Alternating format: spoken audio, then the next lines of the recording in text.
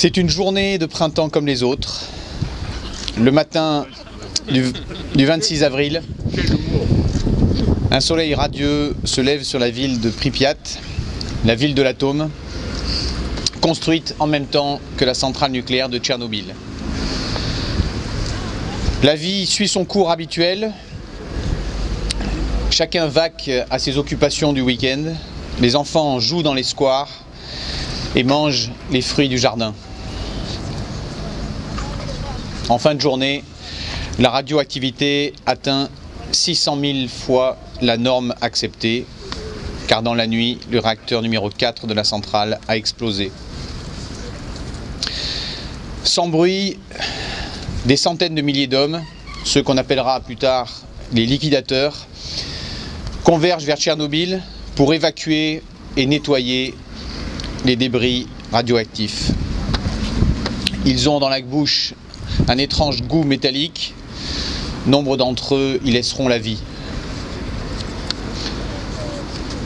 On identifie encore mal l'étendue du secret gardé à cette époque par les autorités politiques sur les conséquences sanitaires de la catastrophe. Autour de la centrale, la nature a repris ses droits. Les arbres ont poussé dans les maisons vides. Les sangliers sont nombreux. Des familles se sont réinstallées à quelques dizaines de kilomètres de Pripyat. Les printemps se suivent. Les enfants jouent dans les squares et mangent les fruits des jardins. Car ce n'est pas dans ce paysage que s'observent, ce n'est pas dans le paysage que s'observent les conséquences de la catastrophe nucléaire. C'est dans le corps des enfants. À la fin des années 90, le photographe Paul Fusco s'est rendu en Ukraine et en Biélorussie. Ce qu'il a vu, il a voulu en témoigner auprès du grand public. Il a fallu des années pour que ces photographies soient publiées. Et aujourd'hui, après Tchernobyl, après Fukushima, nous savons et nous ne pouvons plus choisir de ne pas voir. Allons, fabriquons des briques et flambons-les à la flamme. Allons, bâtissons-nous une ville et une tour dont le sommet atteindra les cieux et faisons-nous un nom fameux, de peur que nous soyons dispersés par toute la terre. Ces mots sont ceux des hommes construisant la tour de Babel. Les enfants de Tchernobyl nous rappellent que nous ne pouvons ignorer les conséquences de la volonté de puissance. Nous ne pouvons nous contenter de les cacher. Il nous faut ensemble construire les conditions d'un monde soutenable. Il est nécessaire que nous gardions à l'esprit ce que ces enfants nous disent.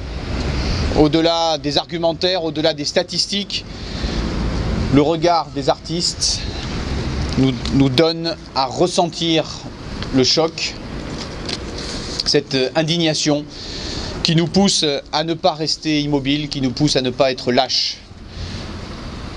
Car nous faisons tous partie du monde d'après la catastrophe. Car quand on sait que la catastrophe est possible, quand elle est présente à nos esprits, c'est là que l'on a l'énergie de transformer les choses.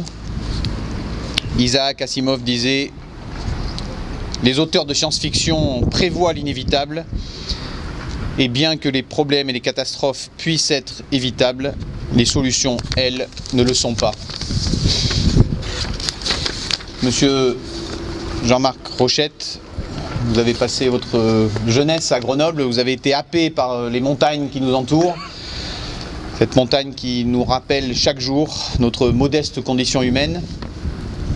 Votre œuvre est traversée par la tragédie nucléaire, la supériorité incontestable de la nature sur l'humanité, et je tiens à vous remercier au nom de la ville de Grenoble, au nom des Grenobloises et des Grenoblois, pour le don de cette œuvre dont je souhaite que nous prenions grand soin.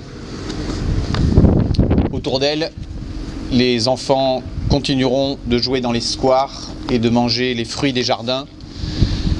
Autour d'elle, le printemps continuera de fleurir et nous garderons à l'esprit la responsabilité collective qui est la nôtre celle de changer le monde et de pouvoir soutenir le regard de l'enfant de Tchernobyl. Merci.